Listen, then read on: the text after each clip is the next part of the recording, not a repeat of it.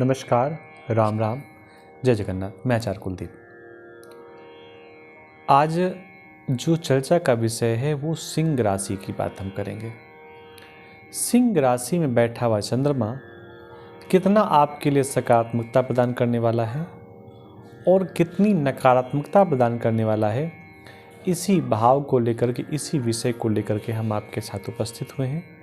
क्योंकि 17 मार्च को बहुत लोगों के जीवन में सकारात्मकता और नकारात्मकता आने वाली है। कारण क्या है कि जो शनि महाराज अभी कुछ दिनों तक अस्त चल रहे थे वो अब उदय होने वाले हैं। 17 मार्च को उदय हो जाएंगे तो कुछ ग्रहों को तो वो राजा बना देंगे, कुछ राशियों के स्वामियों को तो राजा बना देंगे और कुछ राशियों के स्वामियों को या जिनकी वो राशि है उनसे मेहनत बहुत ज़्यादा करवाएंगे और फिर आगे राजा बनाएंगे जरूर दोनों स्थितियों पे, लेकिन कुछ को तत्काल।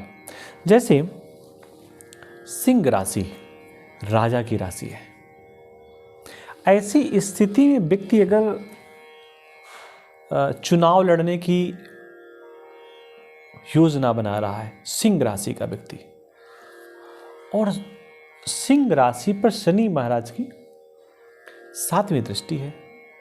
शनि महाराज की दृष्टि के बारे में ऐसा बताते हैं और शास्त्र भी ऐसा कहता है कि शनि महाराज जहाँ बैठते हैं उस भाव को बहुत अच्छा करते हैं, साफ सुथरा करते हैं, लेकिन जहाँ पर उनकी दृष्टि पड़ जाती है वहाँ पर चीज़ों को डिस्टर्ब करने का प्रयास करते हैं। देखिए, ऐसी स्थिति में गुरु भी है, गुरु की भी 5वीं दृष्टि यहाँ पर आ रही है, लेकिन शनि महाराज की 7वीं दृष्टि आ रही है।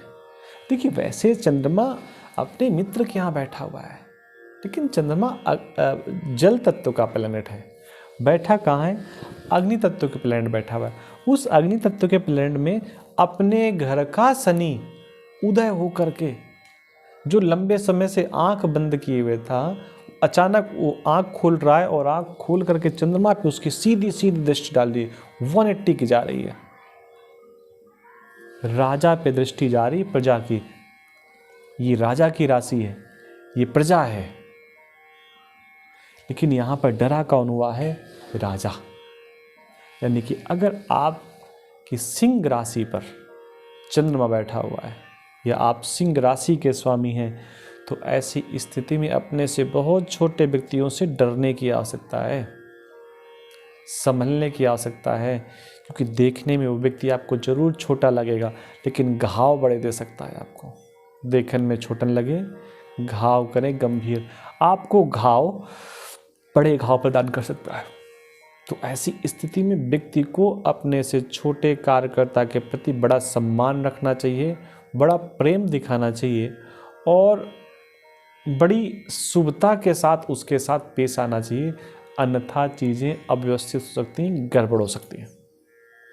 अगर ऐसा व्यक्ति चुनाव लड़ रहा है, राजनीति पे है, तो उसे बहुत मेहनत करने की आवश्यकता है और बहुत ही सौम्य स्वभाव के साथ उसको जनता के पास जाना चाहिए, क्योंकि जनता की सीधी दृष्टि सिंह राशि पर है, राजा की राशि पर है।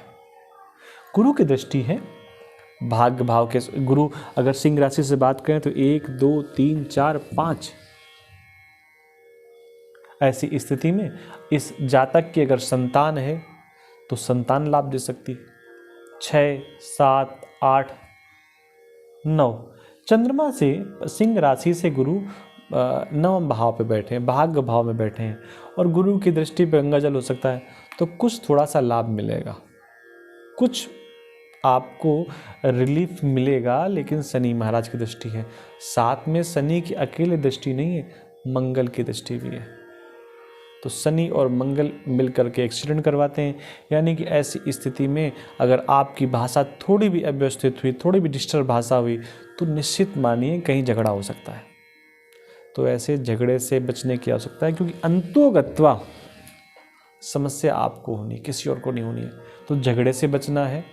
शनि महाराज की दृष्टि है यहाँ पर चंद्रमा के ऊपर, विष दोष बन रहा है।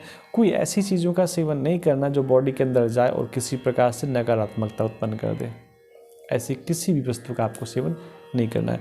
वो एक अलग बात है, गुरु महाराज बचाने का पूरा प्रयास करेंगे, गुरु महाराज सब प्रकार से सपोर्ट करेंगे, लेकिन इस समय चंद्रमा की स्थिति बहुत अच्छी नहीं, क्योंकि आगे बैठा हुआ केतु और पीछे राहु महाराज की 1 2 3 4 5 पांचवी दृष्टि यहाँ पर आ रही है।